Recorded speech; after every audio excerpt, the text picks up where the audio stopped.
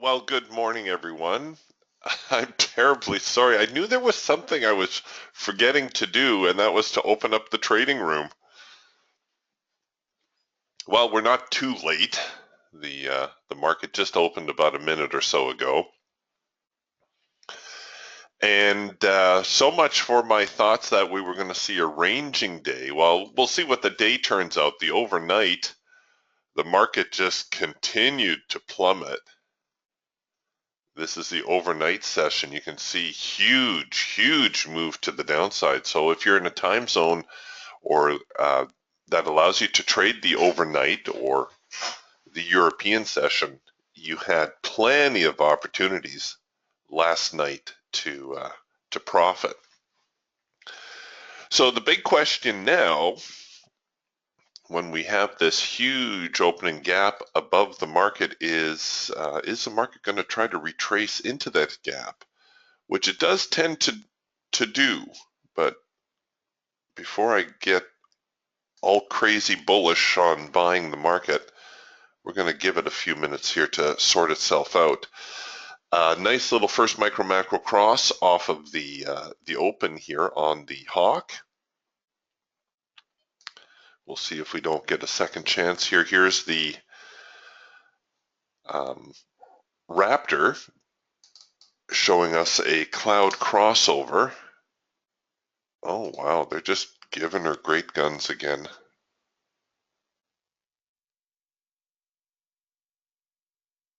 Well, we can't say that there hasn't been or that there haven't been many trading opportunities this week. My goodness, the market was just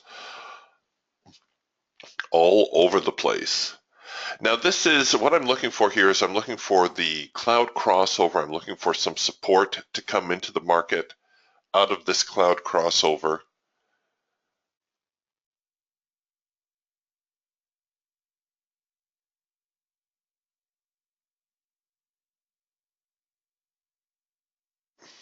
I haven't generated a signal just yet. What you might want to do is I'm going to have two contracts going here in a moment.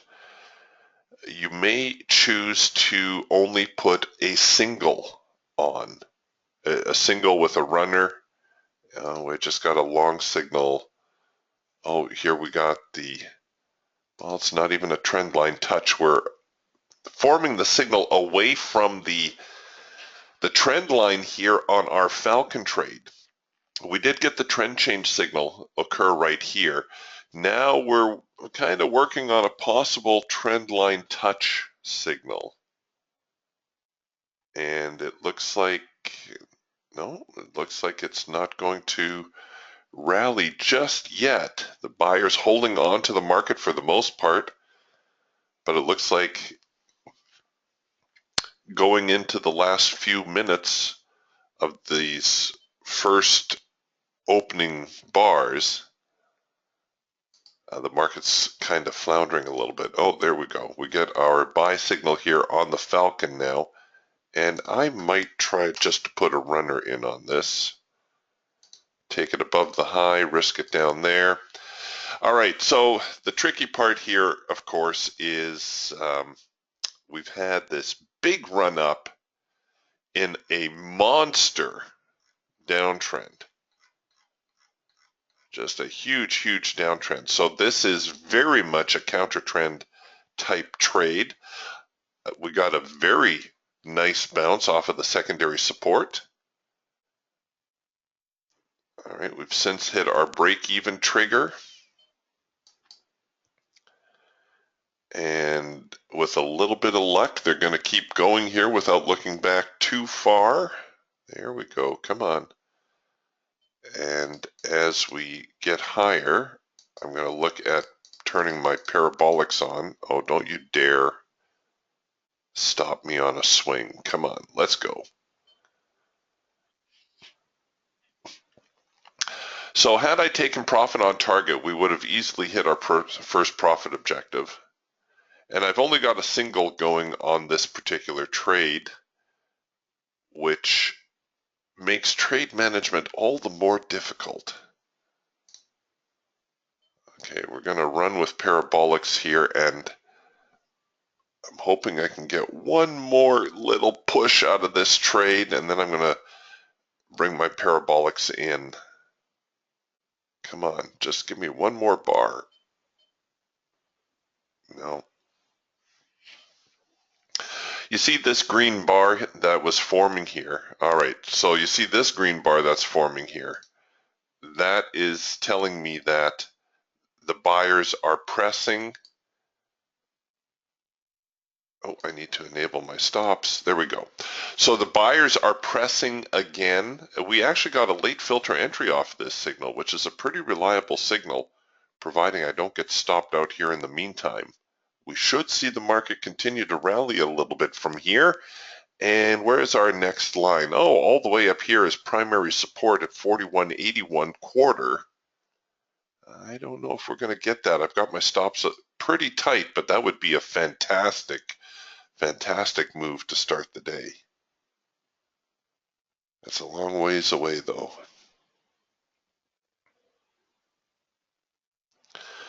Could see a lot of profit taking this morning. Everybody that's been selling the NQ like crazy could be interested in banking profits before the weekend. And keep going. Don't stop. Get up there. Oh, they're just hovering above my stop. So notice the how the activity is kind of waning a little bit. When the market first took off, this push was very steep, very prolonged. Next one, still kind of steep, but getting a little shallow and a little bit shorter. And this third leg getting a lot more shallow and a lot shorter. But that was a darn good run on the NQ here, and I got stopped just on this little swing. We'll see. Well, we did all right. We'll see whether or not that was enough to, whether that was my stops were too tight or whether the market's going to fold over on itself here a little bit. So we no doubt had comparable signals here on the Raptor. Here was our cloud crossover. This is the one I was waiting for here on the Raptor. And that too had some really nice follow through.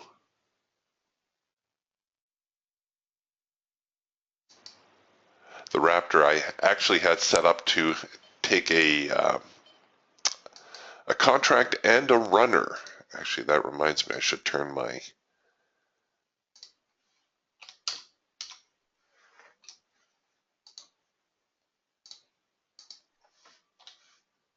we go. Okay, working on a possible trend change signal now to the downside. This is odd. Well, not odd so much, because the overall, the bigger trend is down.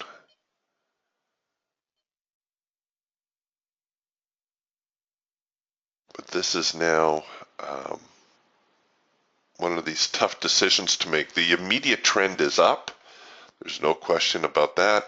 The bigger trend is down. No question about that. The $64,000 question is, do I want to sell this sell signal? Late filter entry. All right, here we go. The nice thing about this trade is that we can cover it above the high. And why don't we try to throw a runner in on this one also? Come on, get down to break even. Okay, you see how we're just hovering above break even? Oh, I was going to say that's close enough. Oops, doggone it. Didn't have my stops enabled.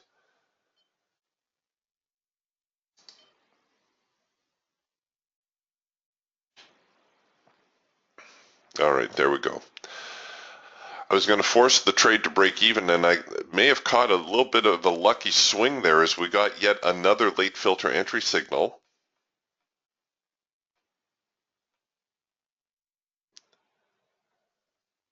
And we'll see how hard they can press here. I would have, again, hit my profit objective. I think I'm there right now. Yeah, pretty darn close to my profit target.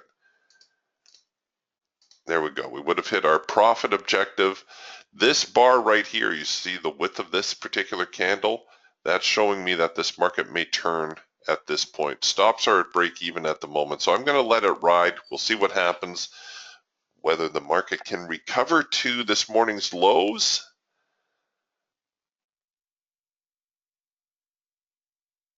or not.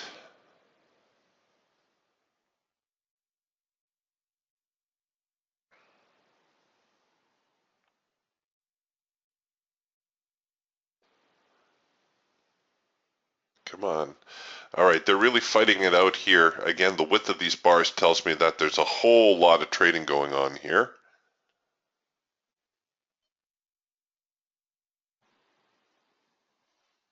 So there's an instance where I would have done a little better had I just taken my profit when I had it. I think somebody was asking me the other day, Eric, is it better to take profit on target or is it better to have a runner in play? I think most times you're better served by just taking profit when you have it.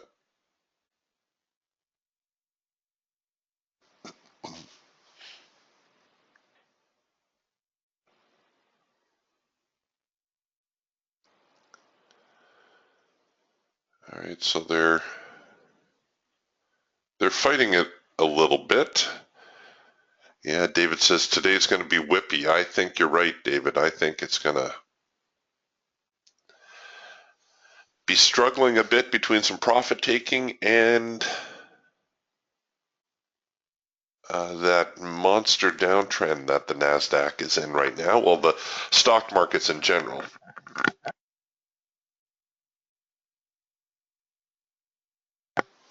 They all tend to be in a bit of a nosedive at the moment.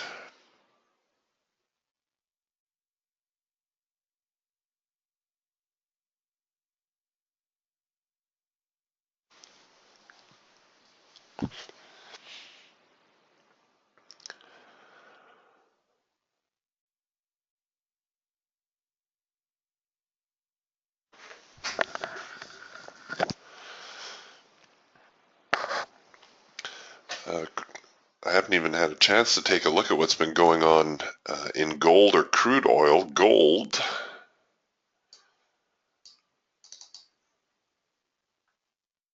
Oh, they made a pretty strong move here out of the North American Open. And gold actually opens back here. So gold, wow, very strong rally to start gold's day. Gold opened right about here. Big move higher. Kind of this double top test of the highs type of deal.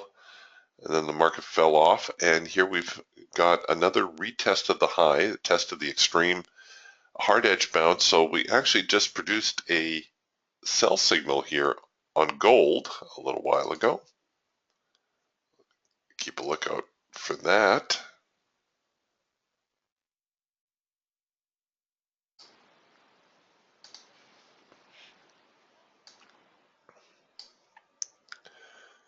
And crude oil, here's crude oil on also on the Eagle, just kind of sideways this morning.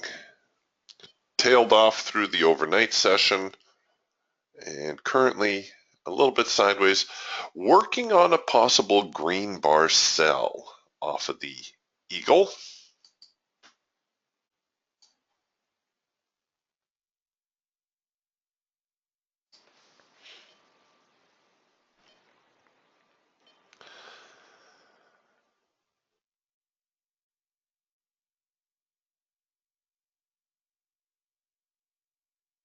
All right, so the NQ continuing to press a little bit higher. We had a 4-arrow consolidation here in the Hawk. Also a macro pullback, so depending how you wanted to see that. 1, 2, 3, 4 arrows, so we would be looking to buy off of this signal here. And the market pressing higher still. And we had A very nice late filter entry signal here on the Falcon. So a very busy first half hour here in the NASDAQ. The late filter entry signal on your Falcon, very high probability signal, pretty easy to identify. The important thing is that the trend line never ever go out of sync. Your filter is going to go out of sync and then come back into sync. So you see right now here our filter is out of sync. Our trend line hasn't changed yet. Okay, everything's back in sync. We now have a late filter entry signal. Again, high probability signal. The thing I'm going to point out here though is the late filter entry signal is similar to the macro pullback signal in the hawk, in that we don't necessarily want to see too many forming in a row. The first one always tends to have the most strength. So here's the first one on this particular trend, and you can see the market. Well, I think we actually took this one, or no, sorry, we took it earlier. But whatever the case, it rallied, it hit its profit objective. Here we actually have two in the downtrend, right? Here's one. See, the filter goes out of sync, comes back into sync. The trend line doesn't change. And here's another one. Filter goes out of sync, comes back into sync. But notice after the second one, the follow through was considerably less. So when you get them printing, especially if you get them printing very close together, it's not that the signal still isn't reliable. It's just that you should become a little bit suspicious, because what this is showing you is that you've got bearish momentum coming into the marketplace.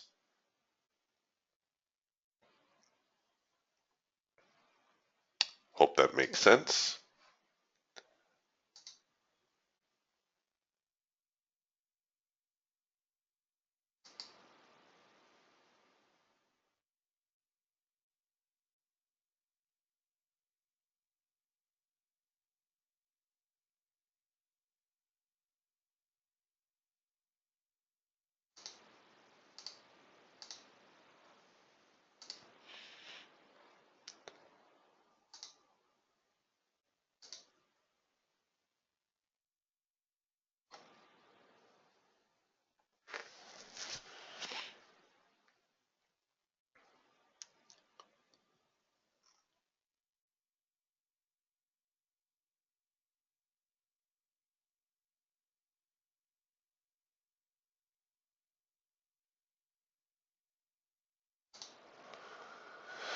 And now you can see we're starting to get into some yellow bars here on the hawk. So it's looking like our trend may not be ending, but it certainly seems to be slowing a little bit.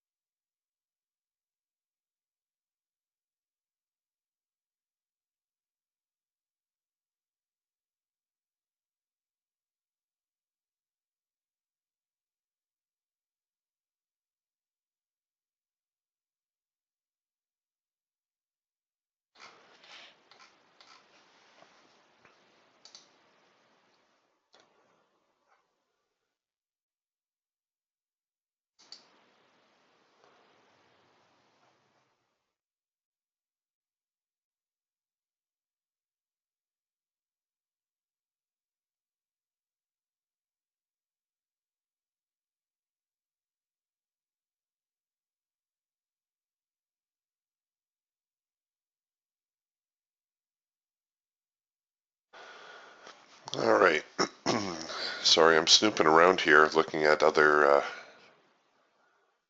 charts, trying to get an idea.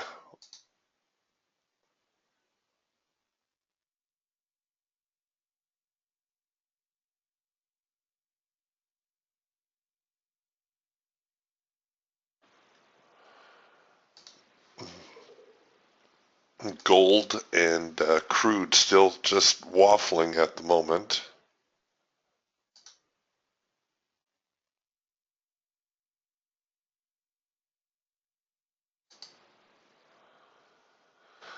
All right. Darn it. This first micro macro cross is very enticing, especially since it looks like I missed the other one.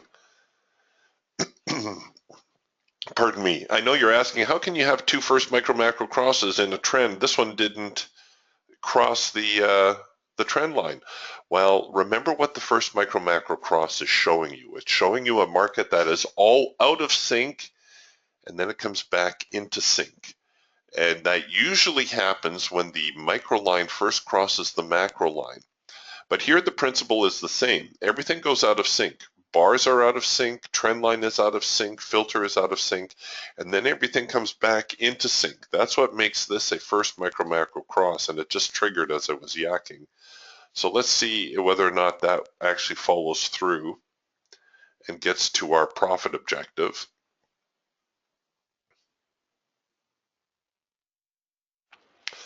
Looks like we may have close enough to the break even. It's hard to say. So we're still taking a little bit of heat on the trade if you didn't have a break-even trigger in there. The problem I had with taking this is, I tell you you have to kind of look at your trades in context. Oops, did I just close that? I think I just closed that. It's the hard edge here on the Eagle.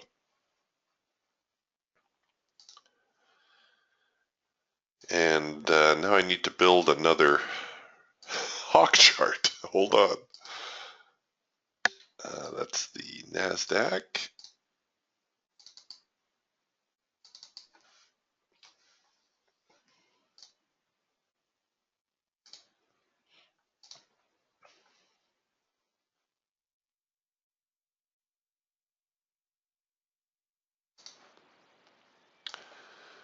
All right.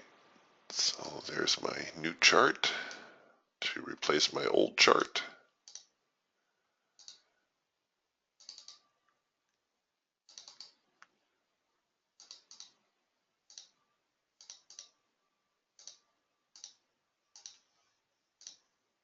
There we go. Good as new. So it does appear as though our first micro macro cross, the second one, did have enough follow through to it to find its profit objective and then some.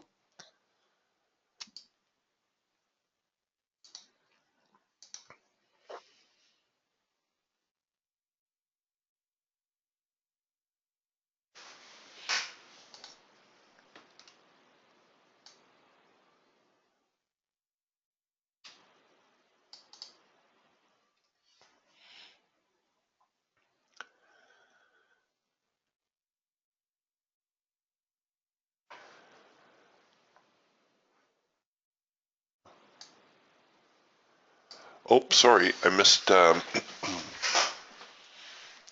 missed a couple questions.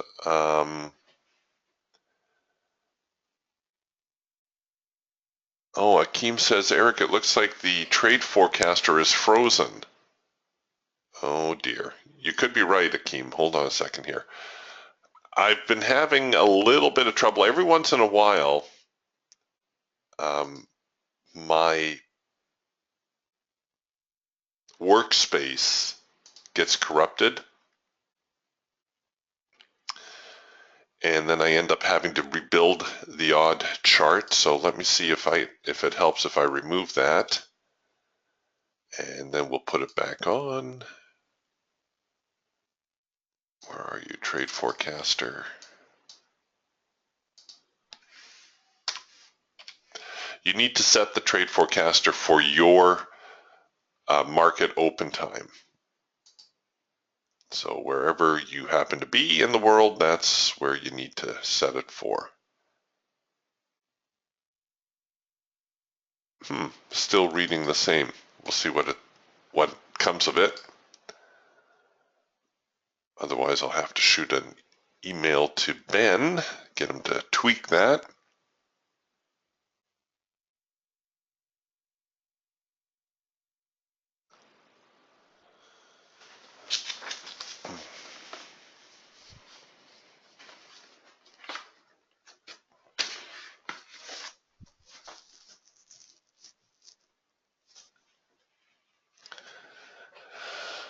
All right, so looks like that rally was fairly short-lived.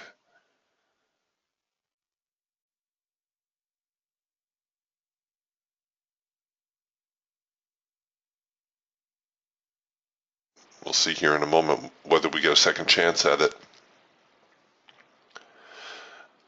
Alex is asking Eric on the NASDAQ Eagle, did it touch the extreme? Okay, so when did you ask me that? 6:52. Oh, okay. So I think what Alex is asking is, did we see a test of the extreme on the Eagle here before this big decline? And, you know, Alex, looking at this chart, I would say no. V-tops and V-bottoms are very rare. Let's take a look here at the Hawk, or pardon me, the Falcon. Oh, even here on the Falcon, we didn't get very much of a retest. This was it right here. Well, actually, believe it or not, this was probably the test of the extreme right there. I know you're saying, well, wait a minute, Eric, you told me that the test of the extreme has to be lower than the previous point.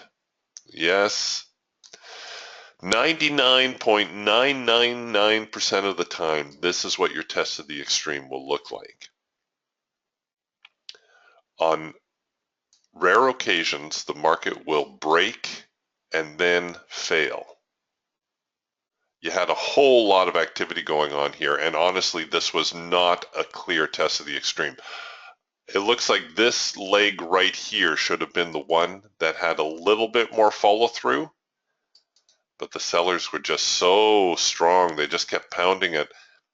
We got our late filter entry signal. See, filter out of sync, back into sync, trend line never changes. But no, it was not an obvious test of the extreme, and yet the market declined. So very, very rare that will happen. See here too on the Eagle, we actually got it right here, and it ended up going higher. Now that's just the immediate one. You know, sometimes these tests of the extreme, they stretch out a little bit. So we'll see how this unfolds, but we may see a move like this before the market resumes the downtrend. This is not out of the realm of possibility, especially given the major swings we've seen on the market this morning already.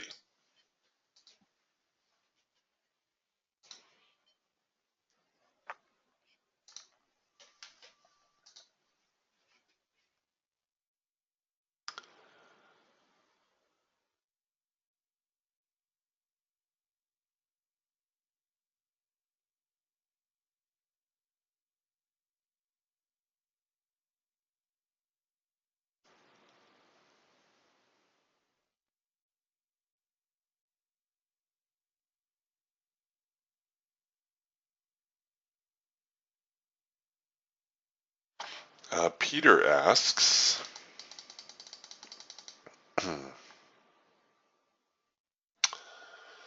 I'm looking back at the webinars and I have the 3 birds, and over the year I find that the Hawk with your ultimate support and resistance lines are great. Well, thanks, Peter. He says, I'll be paying attention to the Raptor as I like having one screen. Do you use different times on the Raptor to produce two charts with different time frames? Or is it better to stick with only the default settings? Keep up the good work. Well, thanks very much, Peter. Good question. I guess it's a matter of personal preference. You know, there's some people who say that they like to step back from the market and kind of see the big picture, in which case, oh, you can see right now here, I'm running an 8-tick chart on the Raptor. So some people may change that. I think Ray Burke for a while was running a 16-tick chart on the Raptor along with an 8-tick chart. All that's going to do really is it's going to condense a lot of these signals. And that's not necessarily a bad thing. I suppose the final answer is, does it help you make a decision? Because really all you need to make a decision is already right here on the chart. Throwing more stuff on your chart isn't going to make the decision making any easier. In fact, it's probably going to make it harder. Here we just had a hard edge bounce, produce a signal back here. We just produced another signal right here. I'm anticipating the market still to give us a little bit of follow through, although it does seem to be floundering a little. I do expect it to continue lower from here. Ideally, what you want to do when you're trading is you want to focus on your best possible entry. That not only means the most probable entry, but also finding the best place to get in. So because I missed this trade back here,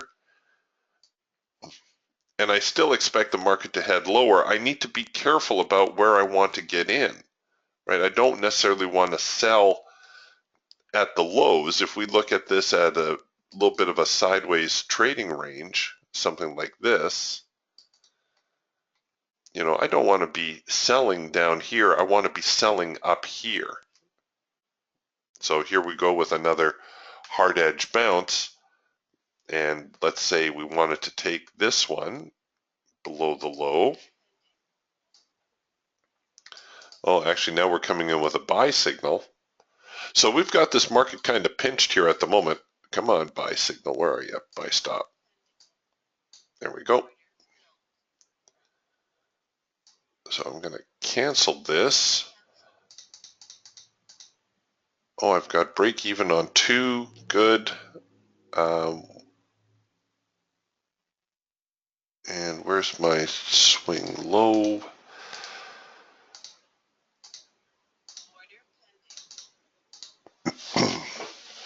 So a very risky trade. What I was trying here was a soft edge buy. And this is very short term. Just try to get up there a little bit. Come on, get me to my break even.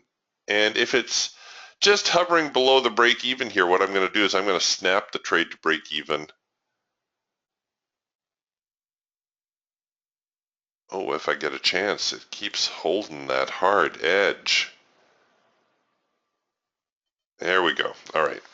Well, now we'll see whether or not we can get out of this or whether they're going to stop me as they keep hitting that hard edge. Oh, get going. What have we got? Yeah, so we're doing okay. So you shouldn't be shy about taking profit here. We've got $200 sitting on the table. And I'm going to get more aggressive again here, probably use my parabolics. Now, what made that a higher probability signal, you ask? Well, we had this little bit of a trading range, right? We broke out a little bit to the upside. We retested to the lows. This was a hard edge bounce signal that didn't work out, right? The hard edge bounce, it signaled to sell, and then right away it reversed and signaled to buy. Ideally, this is where I wanted to get in. What I should have done is just hit the buy market button, but whatever. I got in a few ticks later off of another hard edge buy, or pardon me, soft edge buy, and now we're seeing a little bit of follow through from there. And Get going. Come on, don't stop me just yet.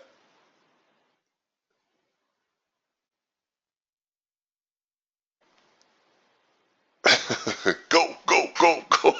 No, I think they're going to tag me here in a minute. Unless I get really lucky. I'm not usually that lucky, though.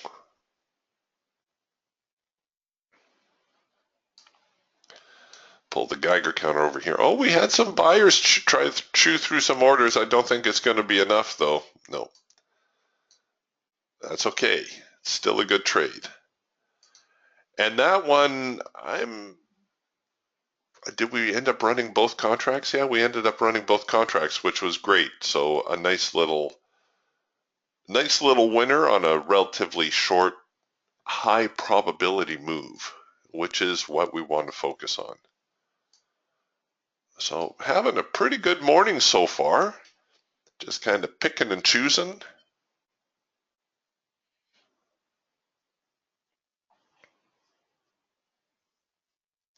Still not clear on the direction the market's going to take today.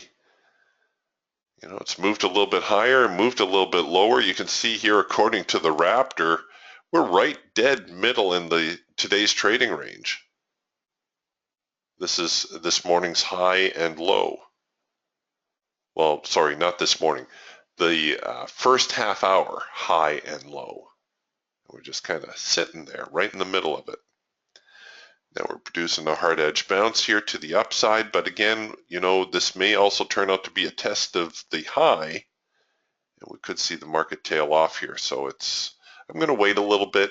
We're getting late filter entry signals now on the Falcon and yellow bars here through the Hawk, so the market's really a jumbled mess.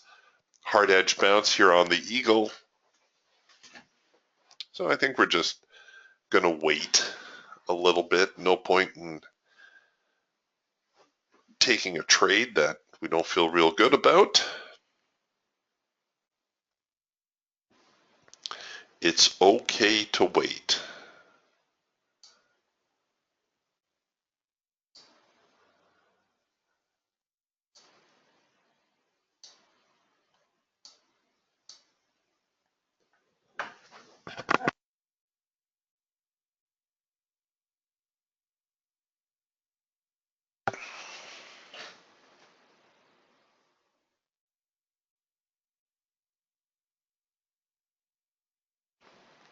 So it seems like we've got a market that is pretty balanced at the moment. You can see a lot of yellow bars here on the Hawk.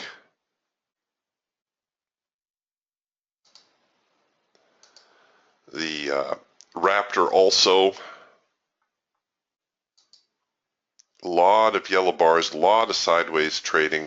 In fact, you might even just choose to bracket this whole range like that and say, okay, let's see what happens if they can get outside of here.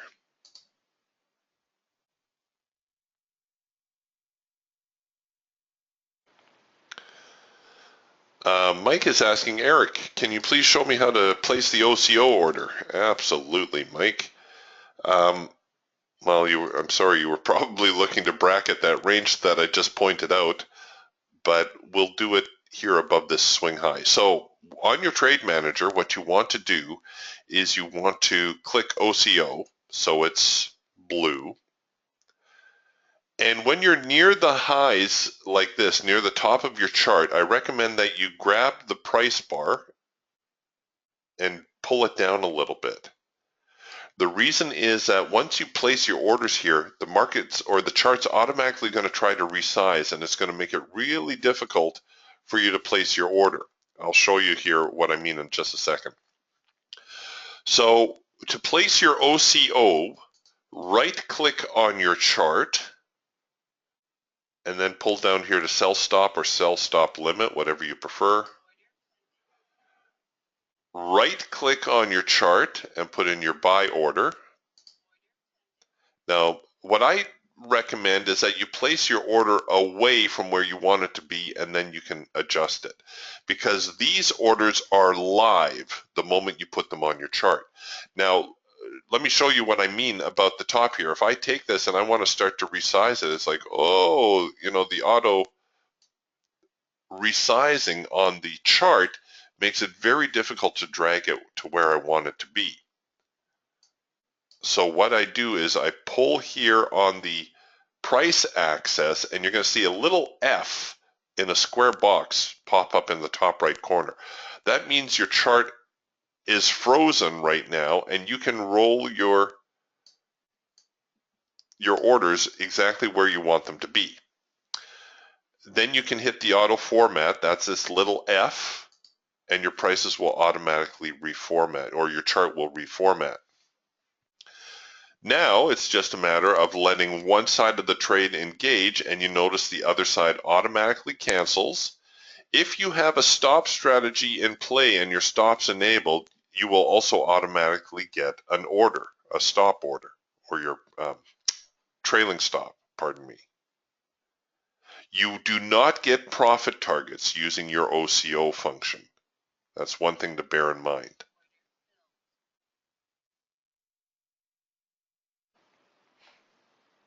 So it looks like we're going to get a trend change signal here to the downside. We're probably getting a first micro macro cross. Sure enough, there it is. And we're also getting a cloud crossover here on the Raptor.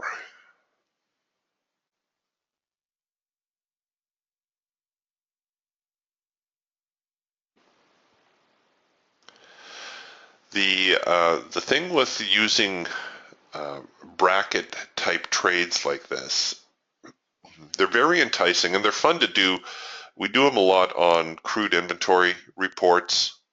But let's say you've identified a range like this. You say, oh, I've got the highs, I got the lows, the market's moving sideways. I want to bracket this range. And I'll look to buy above and sell below. Great idea. Go ahead, use your Ocio function.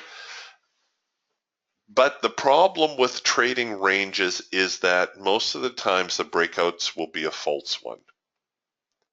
About 75 to 80% of the time, once the market breaks, it will reverse on itself and head back into the trading range. This is why I tell you that the best trades when you know that a market is range bound is to let it get outside of that range, come back, retest it, and then look for your buy signal, or vice versa. Get outside of that range, retest it, and look for that sell signal. Those are your highest probability setups. To simply trade a breakout, you usually need a little bit more information. So you can see that's what happened here. We broke to the upside, failed, broke to the downside, but now we're coming back with our retest. So we'll see whether or not we can get a sell signal out of this, or if the market's just going to continue to go sideways.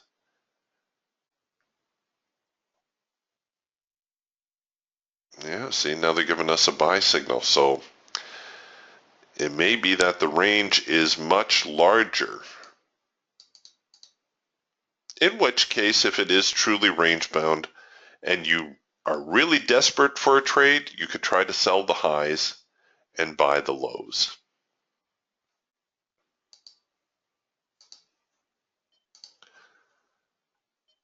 Oh, all right, here comes the green bar sell,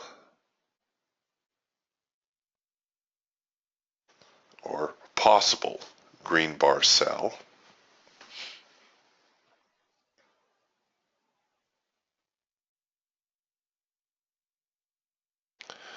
Market has done nothing to get into this morning's gap, which is enormous. All right, so here's a green bar sell. Everything is in sync now. You need to, again, take into consideration the context of this trade. So it's the type of trade where if you're going to take it, yeah, you're right, Akeem, the trade forecaster is definitely frozen. It's the type of trade where if you're going to take it, you know what, you're almost better off going with a really tight stop. Just risk it for a bar or two. If it works, great. If it doesn't, okay, so you're out $100. It's not the end of the world. And here we'll throw the order in here. We're going to simulate this. Right now we're getting a higher swing, so I don't really expect this to follow through. I expect the market to continue going sideways. And there you go. You see, you kind of got stopped for a small loss, but you know, still a loss.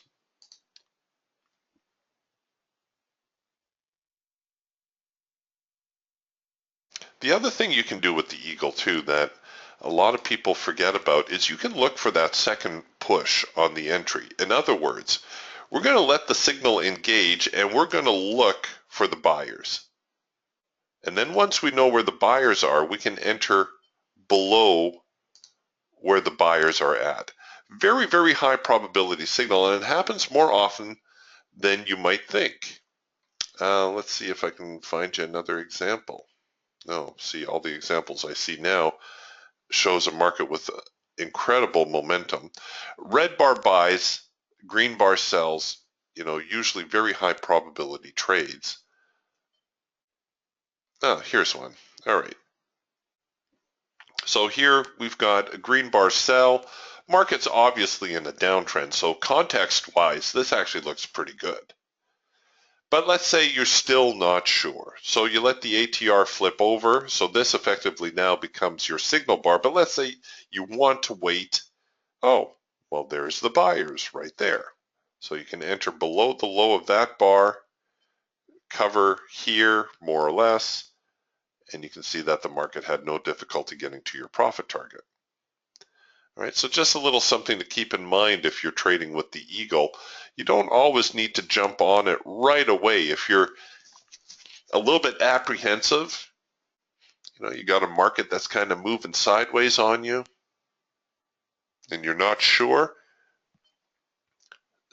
wait a bar or two, see if you can't find out where the buyers are camped out, and then enter below there. So you see what we got going on right now here on the Eagle is very much a pennant type formation, isn't it? We're really starting to wedge up a little bit. I'm not so sure about this upper line, but certainly the lower line. In fact, you might even draw it like this. So here we are now on the upper end of this channel, or this line right here. Now we'll see whether or not the sellers are there. So far it looks pretty good for the sellers. Here we come with the green bar sell. If we start to break these lows, well then that could be a fairly enticing sell.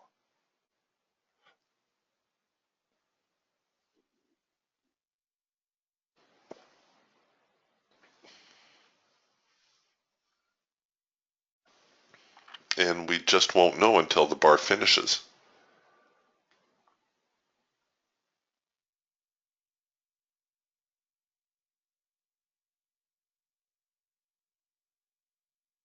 Nope.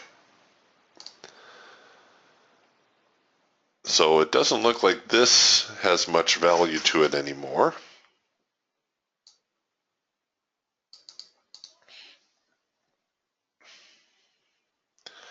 And it doesn't look like that has much value to it anymore either. So it looks to me now that the market is stuck in a range like so.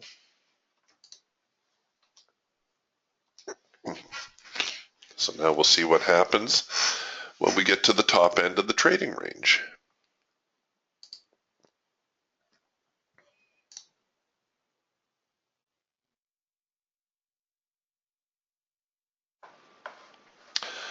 Falcon producing a late filter entry signal here and a trend change signal, both combined into one right here. A nice rally as a result.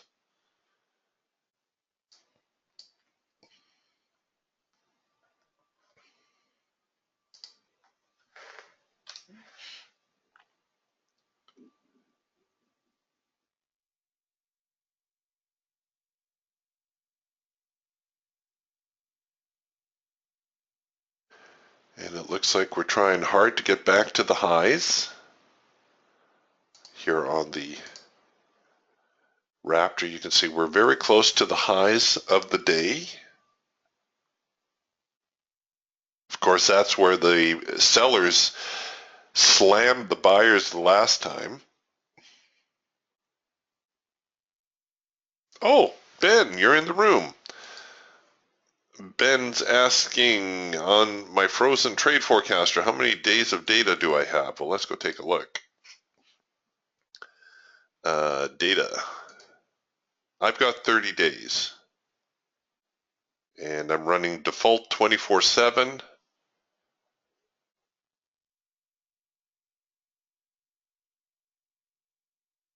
What did I do wrong?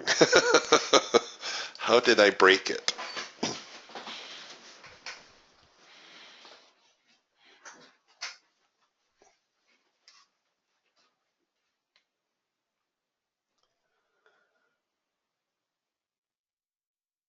And Akeem says he's got 35 days and a template of 24/5. All right, so Ben says, can you verify the day count? Go backward to the very first bar of the chart and check the day of the first bar. All right. Gonna make everybody real dizzy here. Okay, so the very first bar, December 15, 2015. And what's today? January 15. So yeah, I guess it is 30 days back.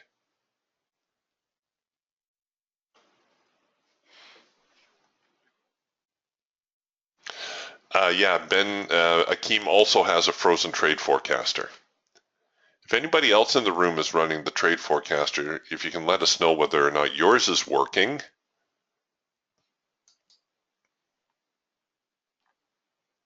But yeah, mine's been stuck like this since the open. Oh, okay. Suncom says his is working fine. Akeem says his first day is December 11, so his data also 35 days back. It looks like it's reading correctly.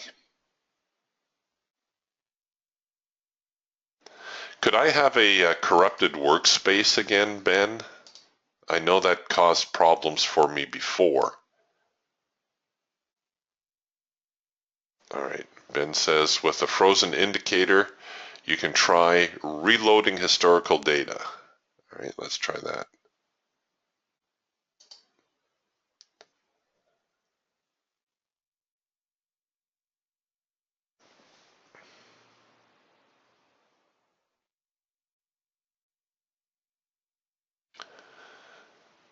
Actually, I haven't been paying attention to my trade forecaster on my other two charts, my Eagle and, or pardon me, gold and crude oil.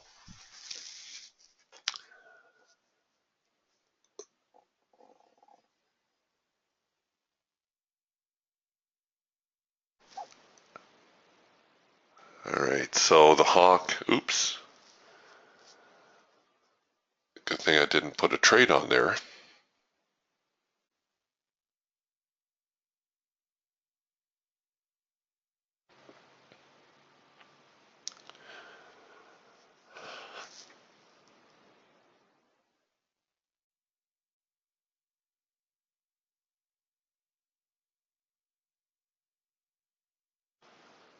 Okay, drum roll.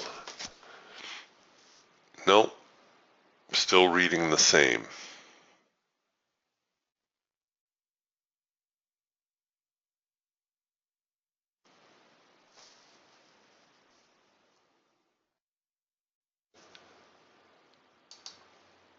I broke it, Ben. I'm sorry. And I'm watching my trade forecaster here on crude oil, and it too, it hasn't changed. It's also been stuck like this for a good 5 or 10 minutes now.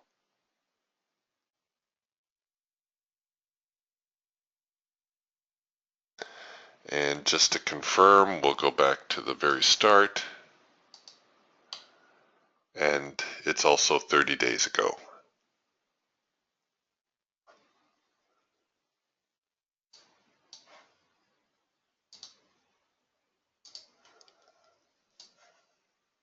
Just what you want on a Friday, hey Ben? A little project for the weekend?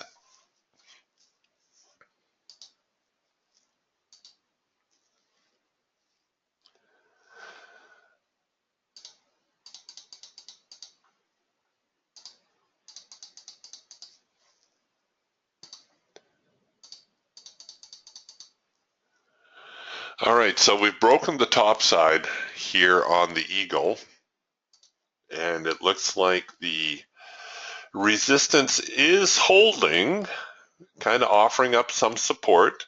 We did produce a buy signal here. Everything is in sync. I would recommend buying above the high, however.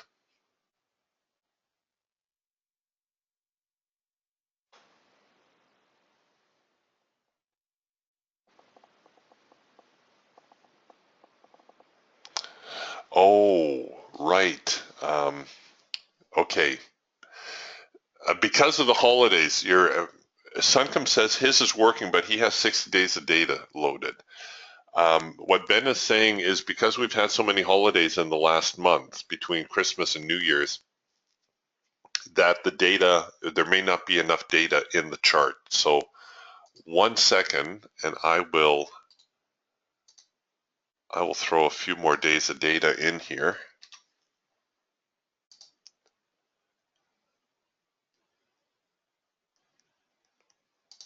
And we'll see if that doesn't fix things up.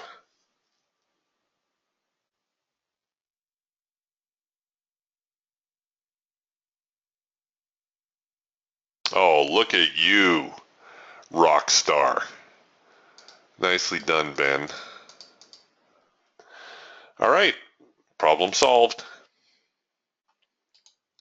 Just add a few more days of data.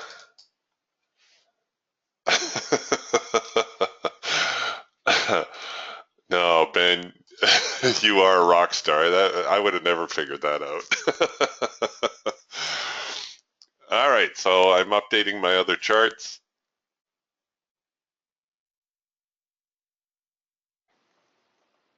Oh yeah, it's working great now.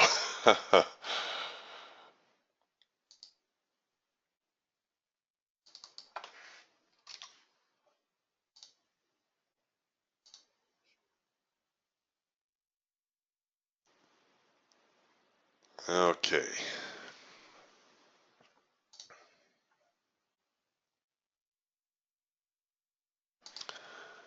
All right, so here we are, the bottom of the hour, an hour into the session, and we're still kind of stuck sideways. Really kind of tough trading this morning. Well, tough in the sense that the signals are all over the map. We've had some exceptional follow-throughs, but it's just getting a decent signal here.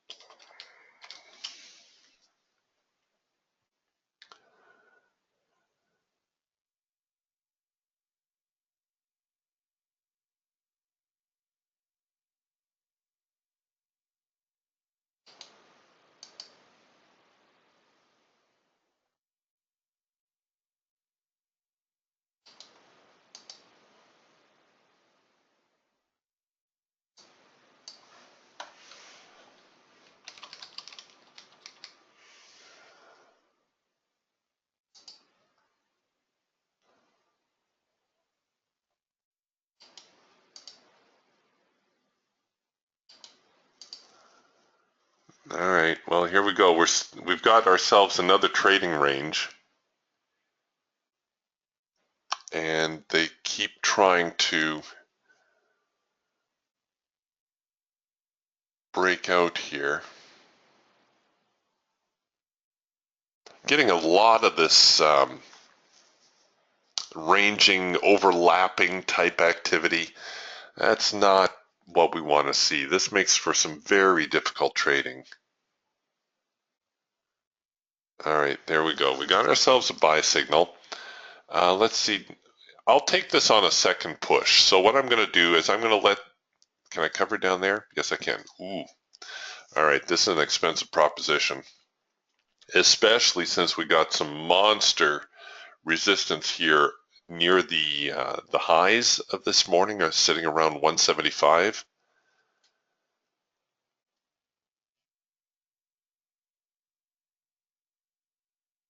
All right, so we can cancel that signal. So you can see we got the green bars, we got the hash mark, we got the buy signal. I was looking for the second push on the signal, never came.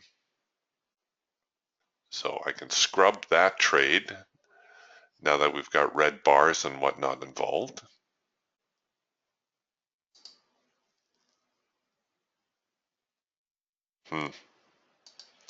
Looks very much like they're trying to get back inside the trading range right now.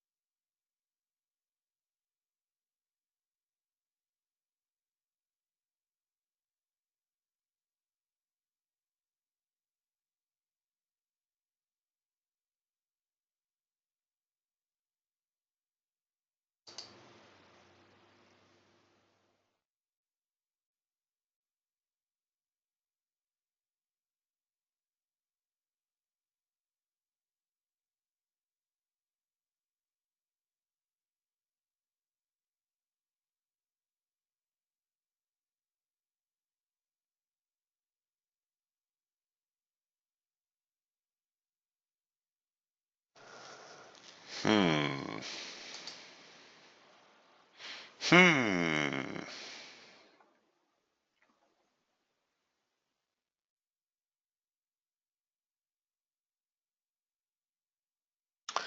Yeah, we've definitely got ourselves a sideways market here.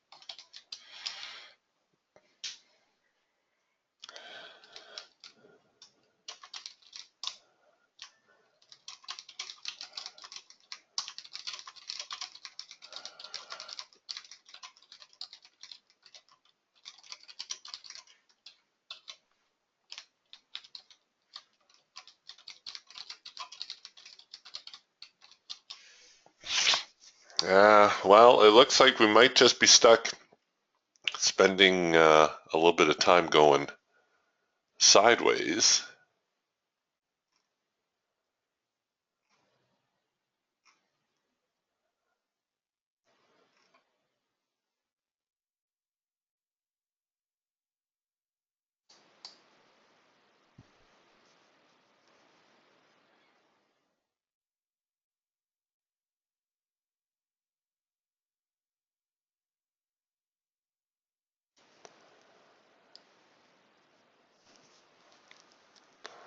Well, yeah, no point in enforcing the issue.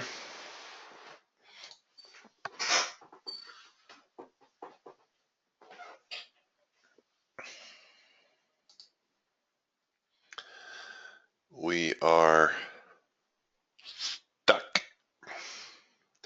And until we get outside of this trading range, there's really not much that we can do. It's not a real big surprise given that it is Friday and we've had a very active week.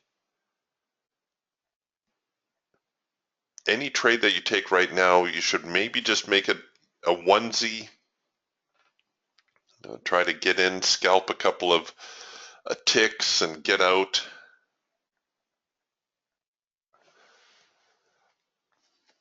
I'm not sure we're going to see any real big follow through. Actually, if Ben is still in the room, Ben, I'm going to show you the Ocio order just in case it malfunctions on me.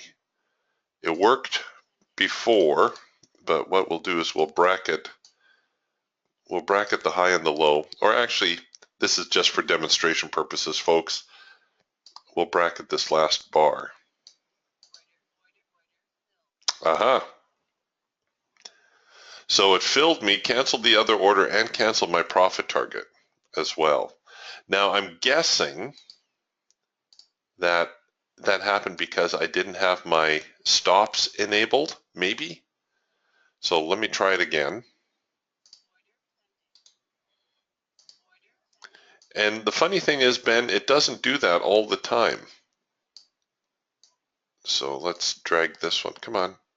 We'll drag this one in here. And we'll drag this one in a little bit tighter.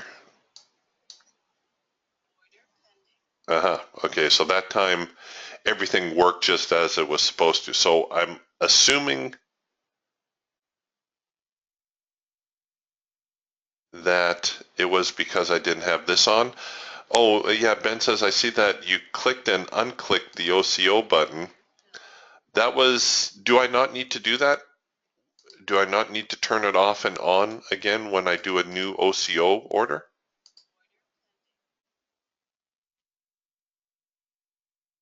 Yeah, Ben says, I believe you need to do that all the time. So if I throw another one in here on this bar, I do have my trail indicator enabled. Actually, let's turn it off this time. So this time, I canceled my order. I don't have my stop in, and it did leave my break-even trigger in play. So I don't know why sometimes it cancels everything out. Sometimes it does this.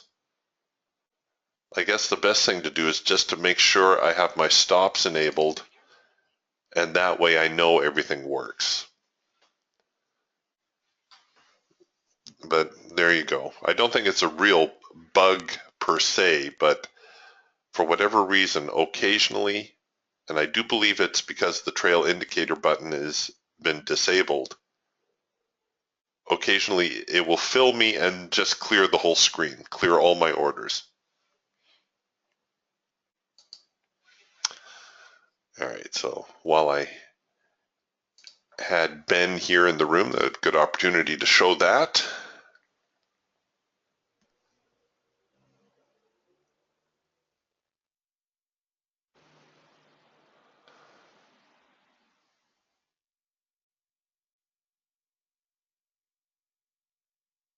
So Ben says, I recommend you always unclick and click the OCO button in between each placement of an OCO order. Well, that's good because that's what I've been doing. Folks, there is just nothing going on here right now. In fact, if they don't smarten up real quick here, we may cut the room short and call it an early weekend.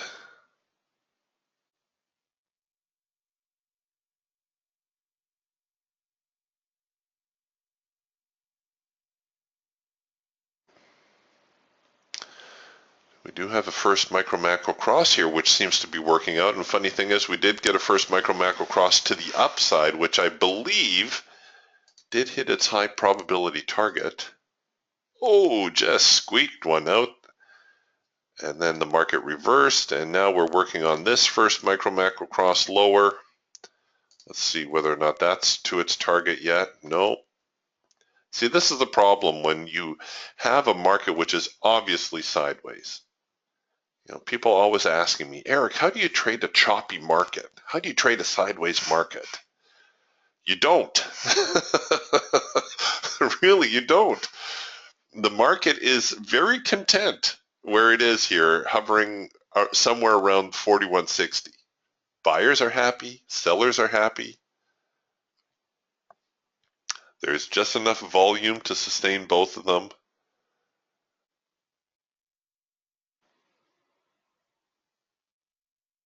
There's not a whole lot of reason for them to mess with the status quo right now. So whenever you identify that the market is ranging sideways, the best thing for you to do is wait, let it get outside this range, let it retest, and then look for your buying or selling opportunities. But the momentum has waned seriously since the open, and I think any signal that you're looking at taking right now, you're just going to be asking for it.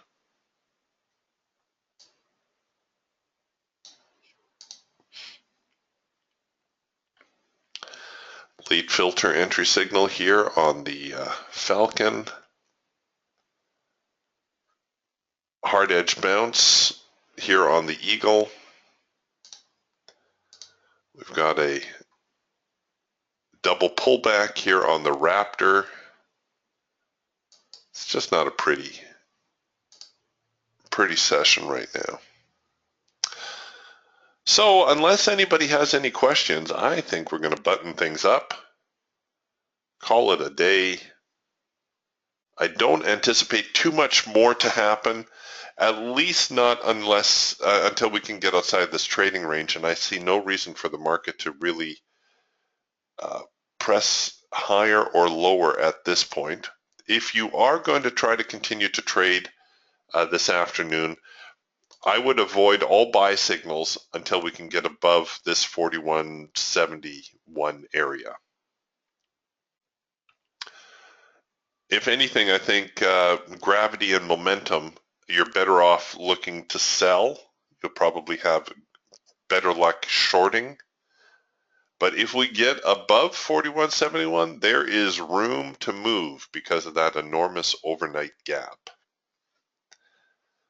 But until then, I hope everybody has a wonderful long weekend. There will be no trading room on Monday. The markets are closed on Monday. So I will see you guys again on Tuesday. We'll talk to you then. Bye for now.